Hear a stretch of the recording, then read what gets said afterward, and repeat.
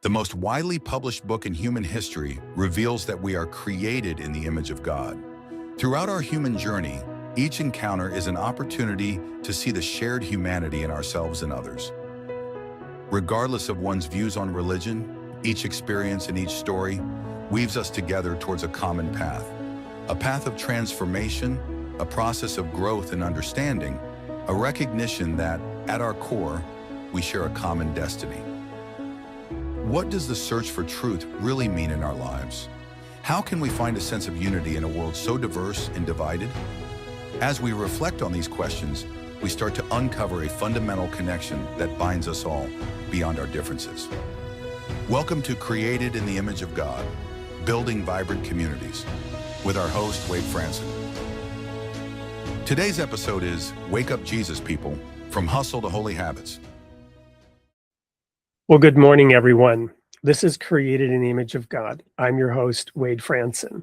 We're here with episode 259. Exciting. That shows how many people are actually interested in what we have to say, how we say it, and the various diverse viewpoints that we present on this show. Today, we have Jason Heinritz. He is an author, an entrepreneur, and a ministry leader on a mission to wake up Jesus people, which is also the title of his book.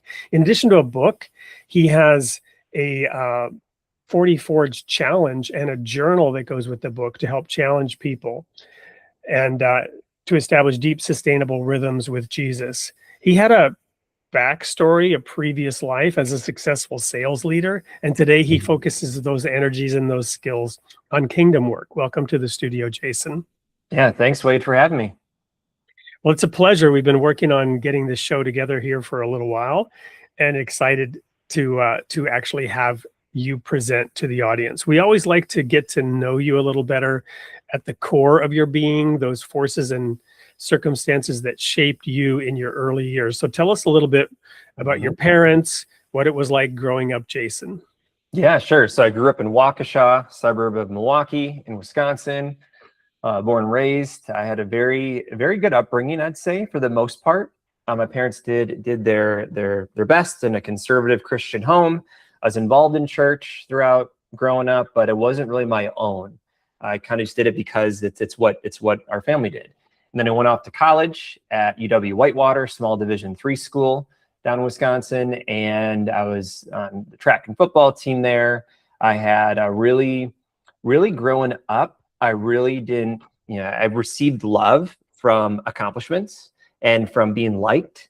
I was bullied when I was younger. I had, I just had some things that didn't help me, and I had to work through it. I'm still working through to this day, but just I was hungry to grow, hungry to be a captain, hungry to have accomplishments and be recognized. So throughout college, I found a direct sales company called Cutco Cutlery.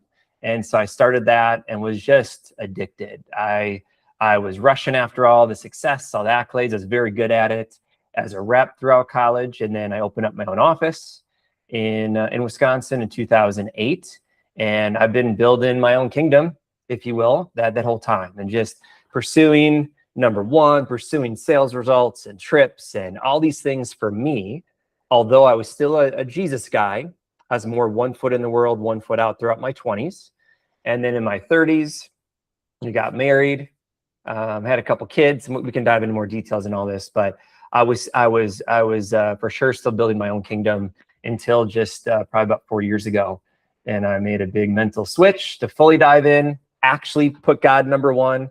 And it's amazing how things have just fallen in place and the blessings that have come to. So that's a very short version of a background here.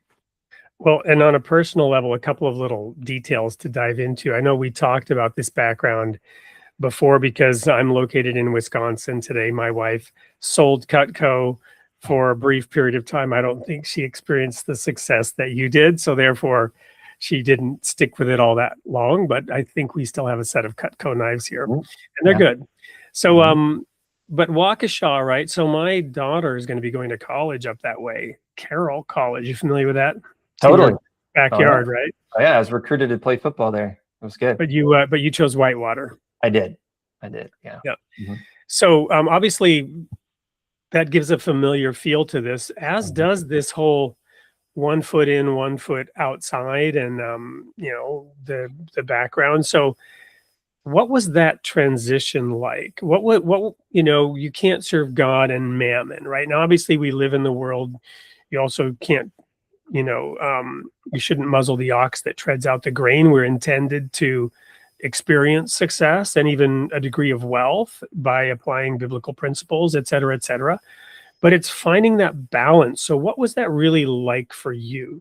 Unpack a little bit, what was going through your mind and what steps did you have to take to shift from pursuing those goals and then blending that with a more spiritual full-time orientation towards God and service to him? Yeah, I had a few wake-up calls, and so I'll explain my 20s and then my wake-up call I had. So yeah, in my 20s, I'd seen success in sports, seen success in Cutco, I was doing very well, and I was having a lot of fun, partying a lot, having a good time, working hard, partying hard my whole life. Like I kept an hour or two for God on Sunday morning, but then the rest of the week it was Jason's show and my future. And if I may interrupt briefly, I know we talked about the camera getting schizophrenic here, but I'm not from the Midwest, right? Now, alcohol was always around growing up. I belonged to a denomination that believed it was okay to drink. In fact, when we worshiped during the holy days, you were to come before God and worship him with wine and strong drink. People don't know that that's in the Bible, right? The Old Testament. But, obviously moderation in alcohol and alcoholism is a terrible scourge, right? But until I came to the Midwest, I'd never really been to sort of engagement parties, this, that, the other kind of party where the girls were on the dance floor double fisting it with a drink in each hand. I'd never seen that before I came to Wisconsin. Yep, that's just a Friday night. So unpack that a little bit more, especially because I have, kids coming up through high school, entering college now. And what can you say about that? And, for parents, for kids, and you said wake up call, but you kind of glossed over it. So for parents, I would say, so not to scare them all, but so some of my friends that were most wilding out in college were the ones that were so protected and sheltered in high school. And so they were new, they're figuring out this college thing, and they're like, whoa, look at all this freedom. And so they overindulged. And I think, really made a lot of mistakes, I'd say. And that's not all of them, but in general, I was still involved with like InterVarsity Christian Fellowship, a local church, and things like that. And that was good, but it still was the Sunday thing. And then I was a good guy for the rest of the week, but still binge drinking, partying Thursday, Friday, Saturday. And that was basically my life throughout college. And because I was conditioned for that and enjoyed it, Wade, it kind of continued all throughout my 20s, even in my 30s a little bit, where it wasn't like the go out. Well, in my 20s, it was for sure like a Friday, Saturday thing. And then, just not be too hungover on Sunday for church. But yeah, I was for sure 1 foot in the world, 1 foot out. I was, I was getting high a lot. I was sleeping around, I'd say from age 23. So I was actually pretty wholesome. Like I didn't drink till I was 19, my freshman year in college. Your mileage may vary on that as you described this, because we have a diverse show here, people from all ends of the spectrum. Yeah. Some are very, very conservative who may be recoiling in horror right now at this. Yeah. So I was going to spring break, my freshman year, I'm like, I can't go there unexperienced. So, I started once I was 19 drinking.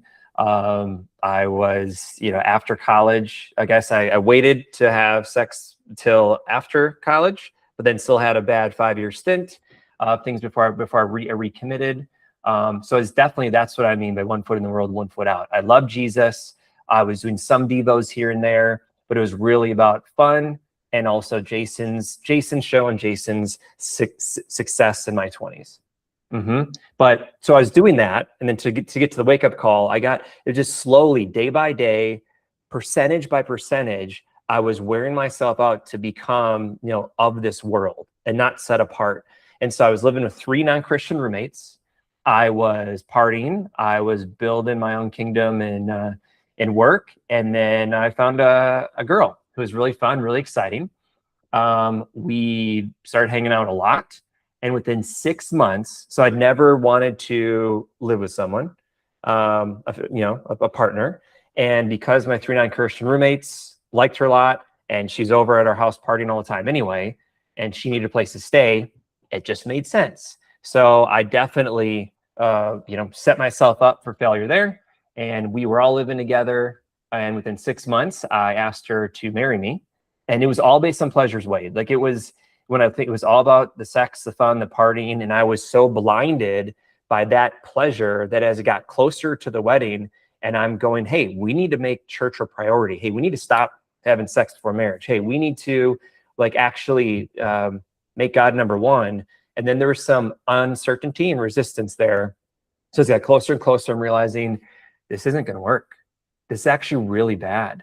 And I was really worried and nervous to bring it up for like a month.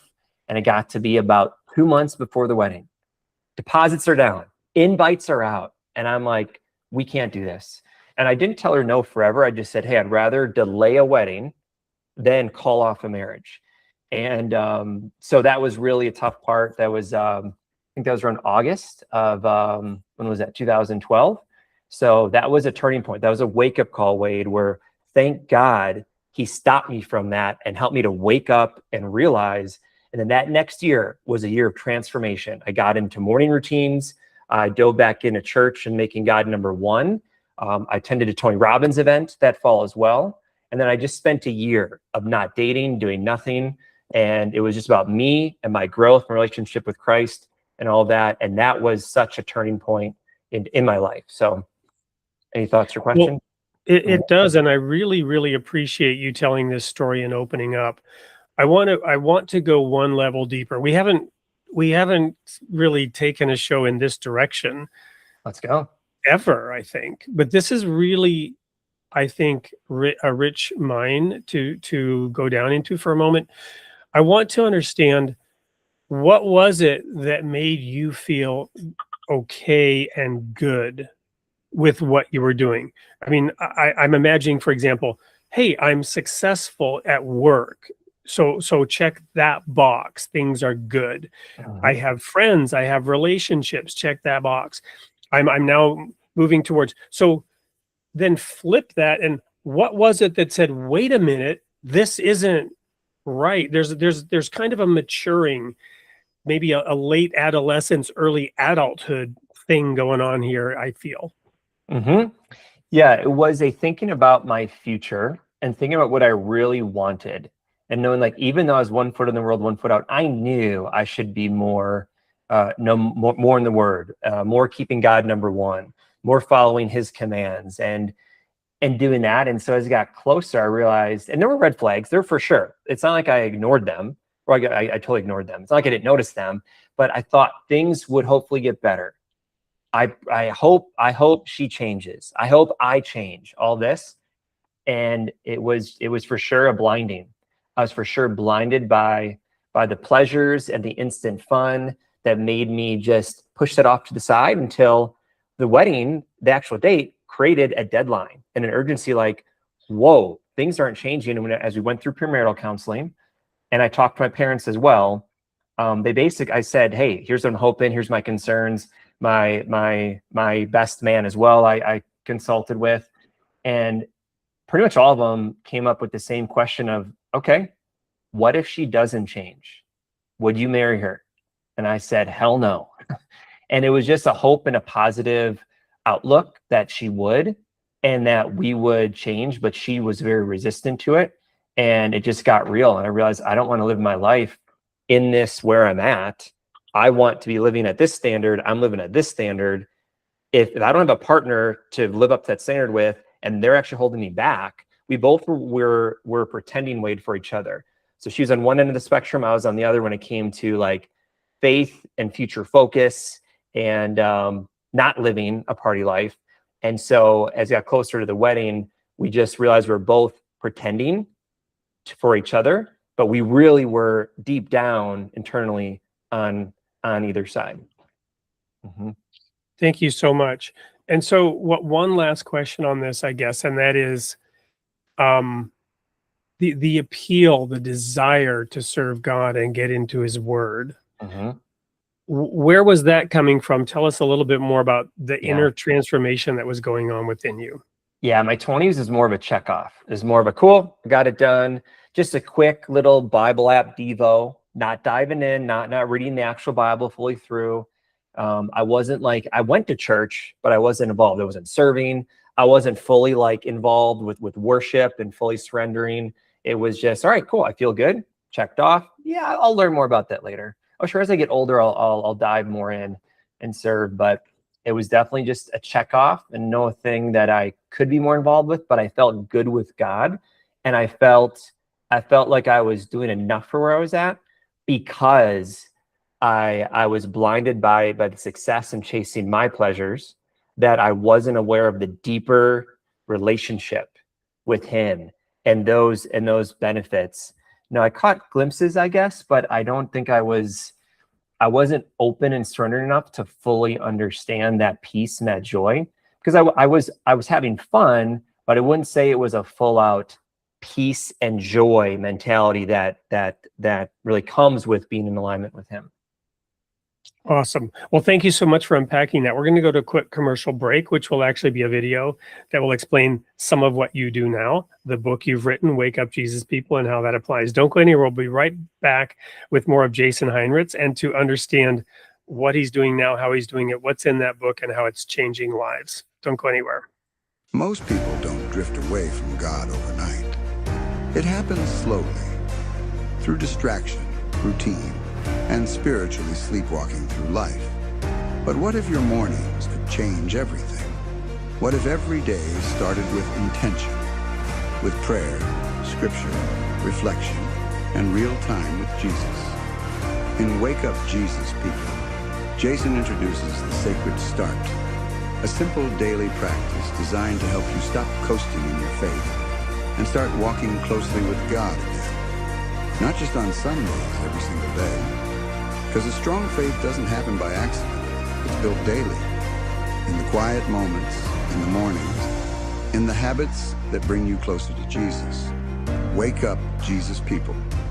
Available now on Amazon. Welcome back to Created in the Image of God. We're here with Jason Heinritz, who's from my neck of the woods where I am now, up in Wisconsin, but out in the great Northwest now in the Seattle area.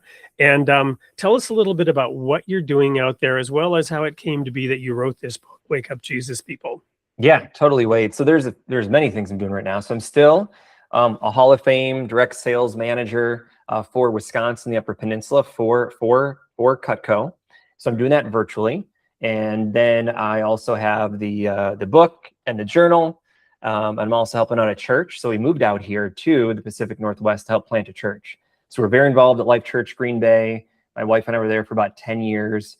Couple years, last years we were there. We were leading our young adults ministry. It was awesome. So much fruit and growth, not just in the church, but also in our marriage from that. And our pastors had a vision to open up 5 new spots and 5 new territories that people were running out of, places like Portland and LA and Seattle. And so it just came about that they said, hey, we are looking to plant a church out in Seattle. Are you guys down?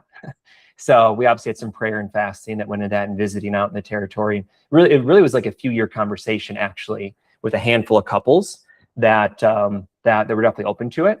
But it got real, and we moved out here because of that in August of 2025. And man, was that a faith jump. So it's been so cool to see the fruit from that. It's been hard. It's like starting a business. It is really hard. You have to have a lot of faith, and especially coming from this really vibrant 2,000 person church to now building it to where, we have like 50 attendees. It's just definitely a different situation, but so cool. This last Sunday, just had 8 baptisms, which is really cool. And to be a part of that. So my wife is an executive pastor with them. I'm basically my role, I'm not a pastor, but my role is a marketplace ministry ambassador. So I'm more of kind of like a leader of the guys in the marketplace with the church, but doing that. And then also have the, like I mentioned, the book, the journal, and the 40 Forge Challenge that I'm doing as well. So I'm hearing from a number of places and some of the interviews that I'm doing that there's actually kind of a revival going on. Not in a big way, not in a dramatic way like some of the things in history, but that some of our younger people are kind of waking up. Are you feeling that? And how does your book play into maybe that trend? Not that you caused it, not that you're writing it, but it just seems like a coincidence. It is very interesting, right? I think God is preparing for, and so he's waking people up. Not only the sleepers, right, of the young people, but everyone, and also helping other people rise up who are ready to go to the next level in his army, if you will, and leadership and books and podcasts and all that stuff. But I would say yes, we've noticed it. So in Green Bay, when my wife and I took it over, there's about 15 or so people in the group, basically 18 to 29. And then within about a year and a half, we had 60 plus attending on a regular basis. It was so cool to see them grow. And they're just hungry and they're open and they see there's so much that the world offers that is not fulfilling them. And Jesus, the more they find him, the more they're realizing this is the answer that I've been searching for. I've been searching in all the wrong places. So I have seen that. And we do feel that for sure. The book has been in my heart for a long time, way before this, I guess, revival, if you will. So to take it back, as you're asking a little bit more about how I wrote the actual book. So back in, like what I said, with my call off of the wedding and then diving back into personal growth and morning routines and all that, since fall of 2012, I've been practicing this morning routine that I call the Sacred Start. So there's 5 components of it. All right, so it is exercise. So this is every day, every morning. Exercise, journaling, affirmations from scripture, and then reading the Bible, and then so exercise, journal, prayer, affirmations.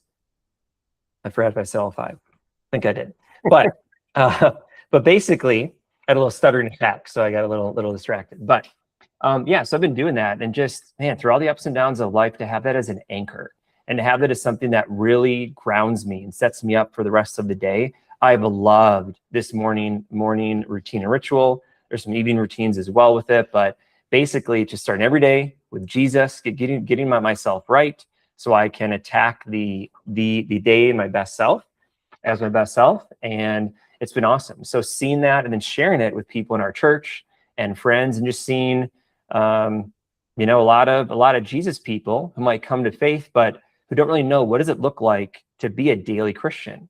What does it look like? Sure, there's sermons and books on to love more and to be more generous and all this, which is great. But what are the practical, like, what should I do daily to be this Jesus person?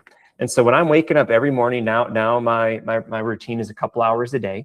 It could be 30 minutes, but really it's every day getting up and spending that time to make myself right.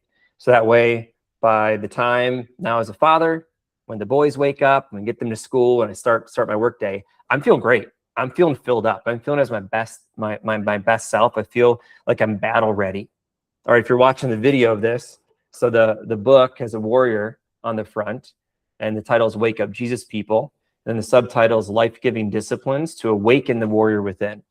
So a lot of it is morning routines, but there's a lot more into it. So I just saw practices, Wade, that I was doing, that I was learning, and that it filled me up, and it was so great. I'm like, how are not more people doing this? But also as a new Jesus person, it's like, well, or just wherever you come from, it's like, what does it look like daily? And why do the mornings matter? So I want to jump in, because you mentioned Jesus people and Jesus person, and a person of my generation, it has a little bit of a different connotation, because back in the late 60s and 70s, you had the Jesus people movement. I'm sure you're familiar with it.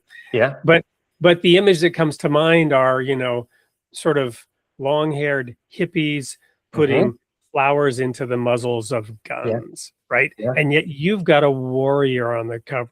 So just compare and contrast that a little bit with the Jesus people movement as it's maybe caricaturized. true or not, or Yeah. oversimplified as what it was versus what how you're approaching it. Yeah, totally. There's a few components to that. So one is that Christians, can definitely mean a lot to different denominations, right? Different rules and regulations. And I want to get to like, hey, as a unit, as a nationwide, worldwide people who love Jesus and want to follow Jesus, let's unite and rise up. I feel like, so we do too much bickering on the 10% that's different or that doesn't really matter. Like, what are the majors, right? That you believe in Jesus, he died for you, rose again, and you're following him and trying to obey as much as possible, right? But it's like, I also feel like when you say God, that can mean many different things as well. So it's very clear, it doesn't matter what denomination, it doesn't matter, what church necessarily. It's, hey, you love Jesus, are you following him? And are you loving him and loving people, right? And so, and also when you think about Jesus and who I want to be as a man, as a leader, as a husband and father, Jesus was a perfect example of a leader. And you think about his impact. If you're a business person, he is the ultimate CEO. He took 12 disciples, right? And 30 years to create this movement of, thousands of years now. And he was loving and kind, but he was just. He was not afraid to get up in someone's face and call them out in a loving way and in a truthful way. And that's who I want to be. I want to be loving and kind, but I don't want to just let things slide. And I want to be able to confront and encourage in truth and love when it's needed. So that's why we talk in our church about being Jesus people. Awesome. Thank you so much for unpacking that. So you've got this daily routine, obviously, that you start your day, and that's great to live by example and teach others. What about the community life that you have, the youth work that you're doing? What does that look like? Are there any particular characteristics that you want to highlight?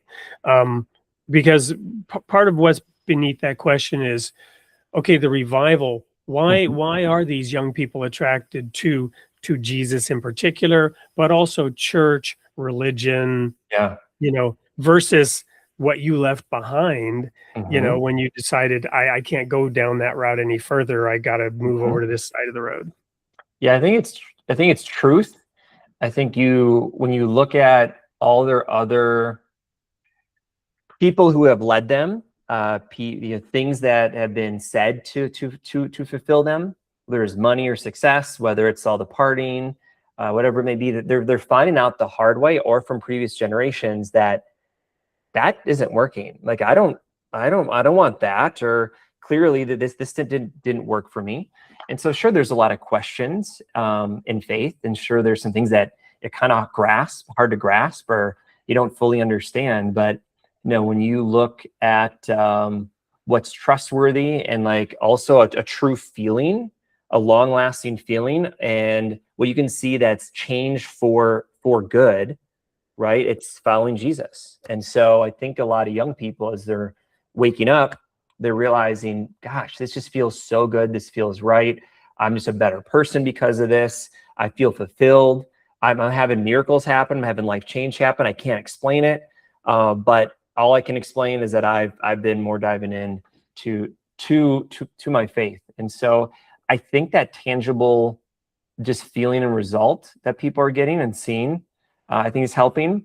And I just think there's, unfortunately, might ruffle some feathers, but just like with governments and school systems and what we were told being raised that was going to make us happy, the whole cookie cutter, do this and you'll get this. We're just not seeing it. And I think also more experienced people are being more open to how they really feel and how they like what the real situation is. And yeah, apparently what they didn't work if they're not happy where they're at the end of their life. So yeah, that's my version, my opinion. Well, I think that's a great segue to go into the next segment, which is for you personally, but also for the congregation and the groups that you're working with. Where are you growing next? Because I'm getting a sense of people being disillusioned in a big way or a small way, and looking for answers and finding them in the gospel message, right? Jesus came preaching, the different gospels record it slightly differently. The kingdom of heaven, the kingdom of God, in different ways, right? And the kingdom, a kingdom has a king, it has subjects, it has territory, and it has laws, right? So what does that look like, and how are they digging in, rubber meets the road, to change the community that they're a part of? How are they contributing a different mode of thinking, a different mode of acting, a different mode of being, and where is it leading? I'm kind of getting the sense that this foundation is being laid, but you might have some ideas on where this should go next with the growth of these churches and the growth of the community. So when we come back from this commercial break, we'll jump into that. Don't go anywhere. We'll be right back with more of Jason Heinritz on Created in the Image of God. In a world where religions often talk past each other, what if we just sat down and listened? Facets of One is a simple devotional, bringing together scripture from the world's faiths, centered on one truth: God is one. From the Bible to the Quran, from Krishna to Christ, each voice speaks in turn, without argument, without division. You don't have to agree on everything. Just be willing to pray, to listen, and to come together. If you're longing for something deeper than noise and division, this is a different kind of conversation. Facets of One. Many voices, one God. Will you start a circle?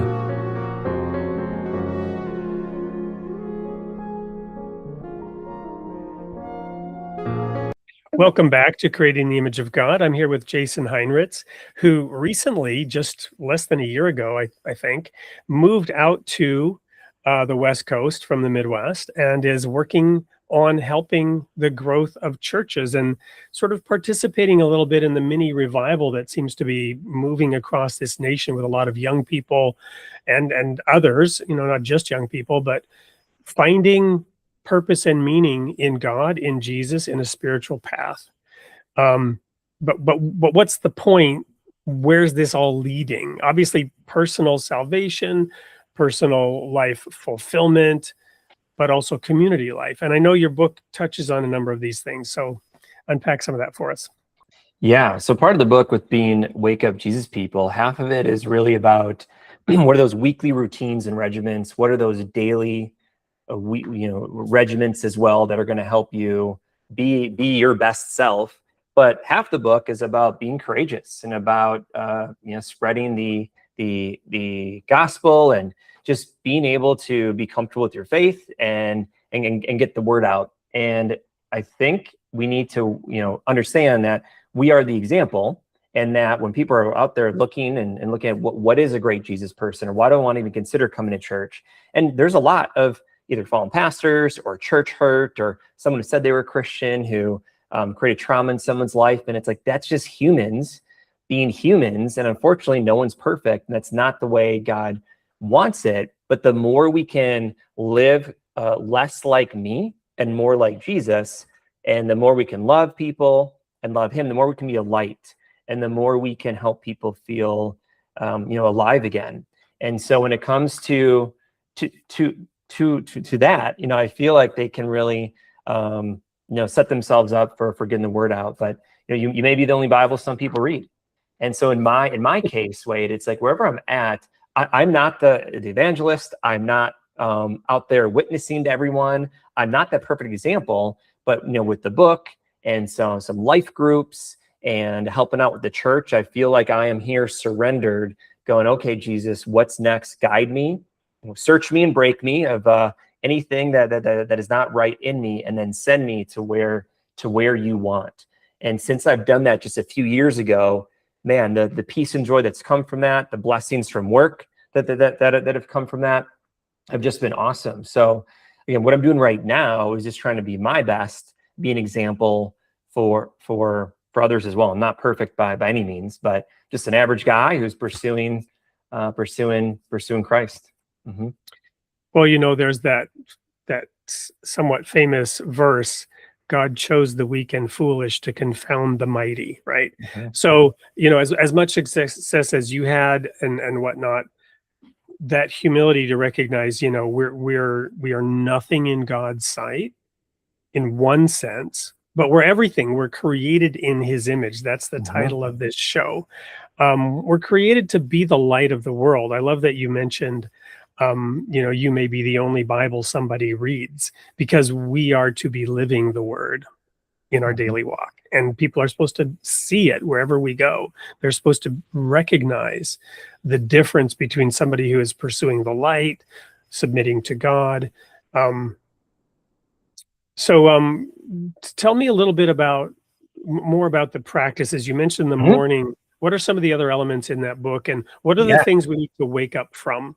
Yeah. So a couple things. So in the morning, you have your sacred start. So it's wholly set apart. It's in the morning. It could be 30 minutes. It could be 2 hours. But getting yourself right. Most people, they can't be a great Jesus person because they're stressed and they don't have energy. So they're hitting snooze to the last minute. They're rushing off to work. They aren't a great parent with their kids because they aren't the best selves.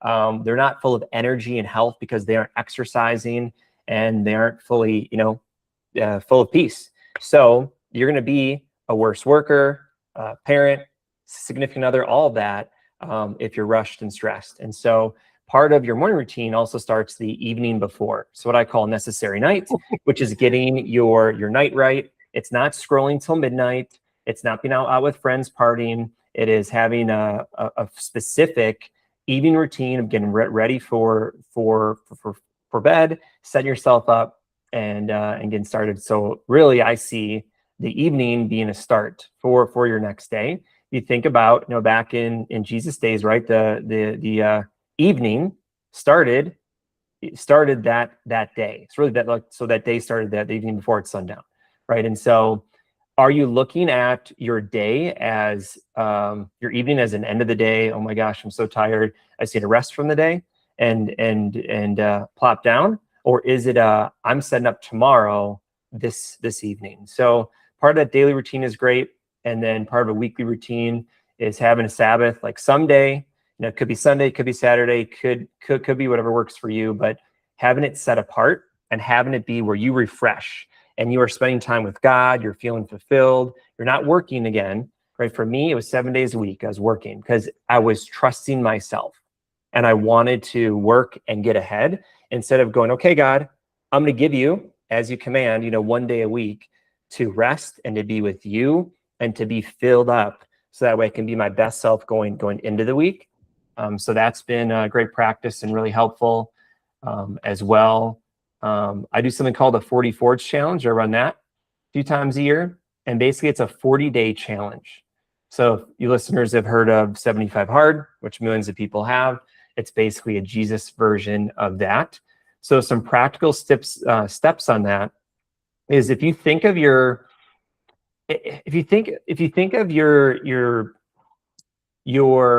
maybe life in 40-day challenges, it could be really great because it's fun to have a challenge and something to focus on to help you get through things. And I've done this many ways, many different times, many different challenges, but I was like having some kind of challenge that I am pursuing.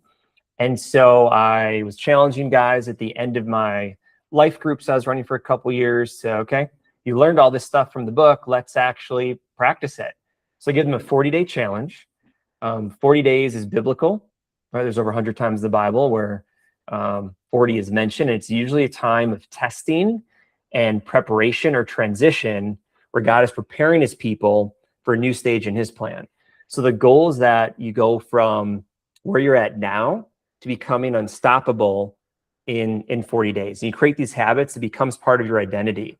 So wherever you're at right now, however you're feeling insecure or not enough or unhealthy or not a good Christian or not in your Bible, just take 40 days, challenge yourself, and go for it. So I'll just mention the 40 Forge Ignite. I have 3 versions.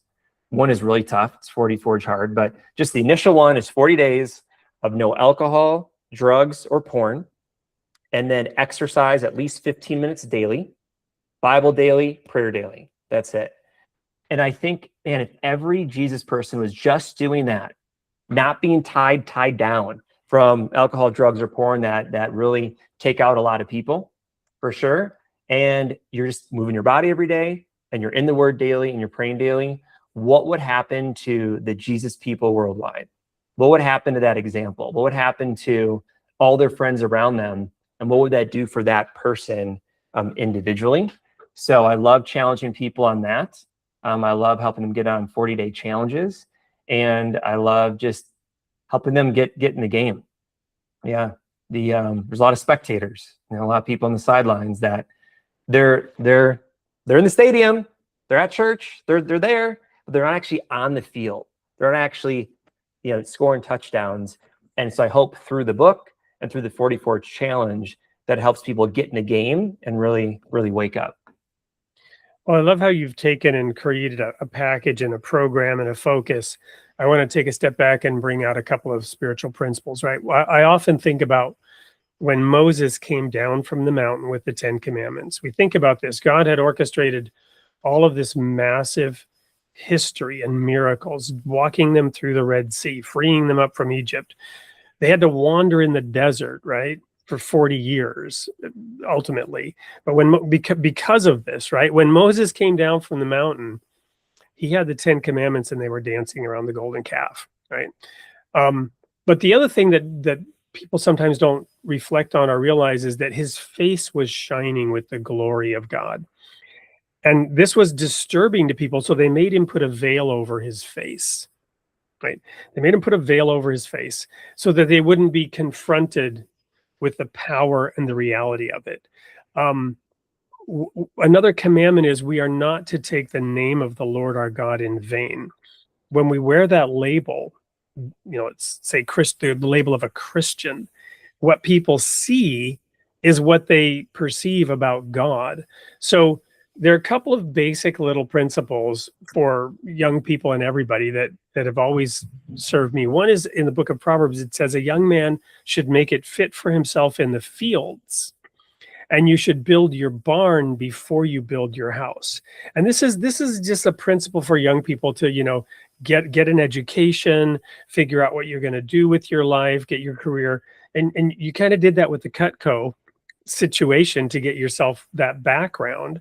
And that's still benefiting you now. And you've put together these principles which align with another proverb, which is make straight paths for your feet, lest that which is lame stumble and be turned out of the way. In other words, if you're not making straight paths, if you're trying to sort of have it all and dabble here and dabble there, the way, you described your young years, it's not sustainable. You can't do that.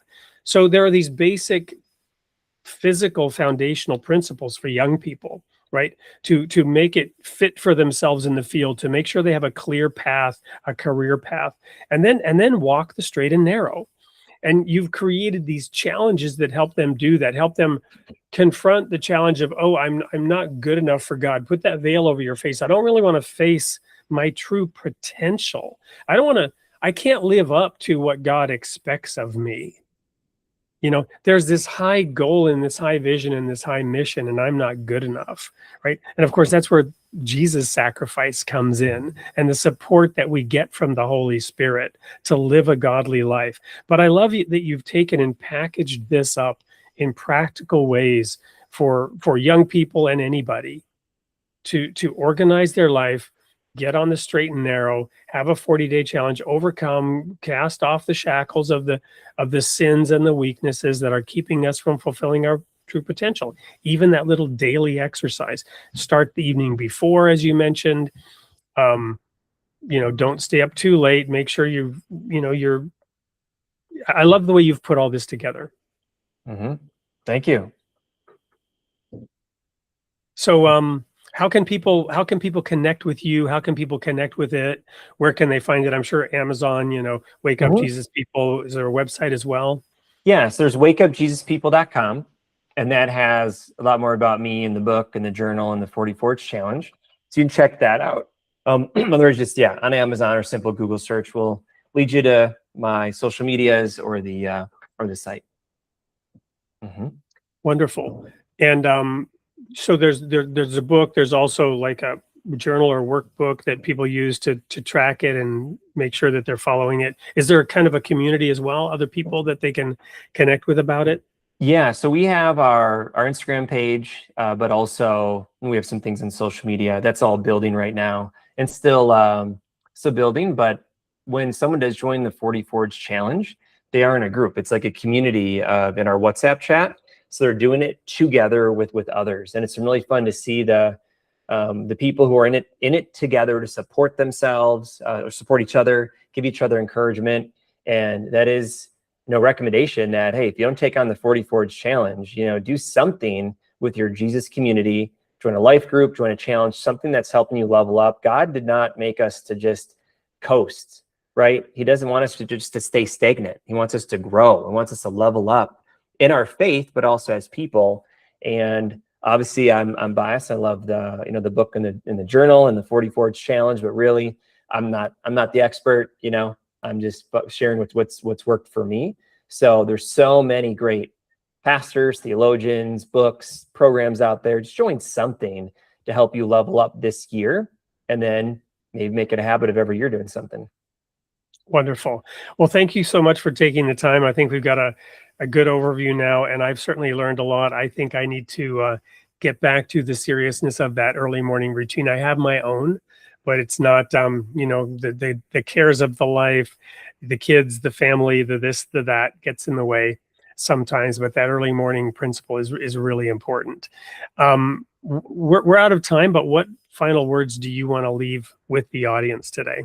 Mm-hmm. Yeah, get involved in a local church. I kind of mentioned it earlier, but just that's the hope of the world is the local church. Find a good Bible believing church that you can get around great people that can help level you up, hold you accountable, but also when you're in dire, like when you're done essentially, and that's right where the devil wants you, is isolated and worried.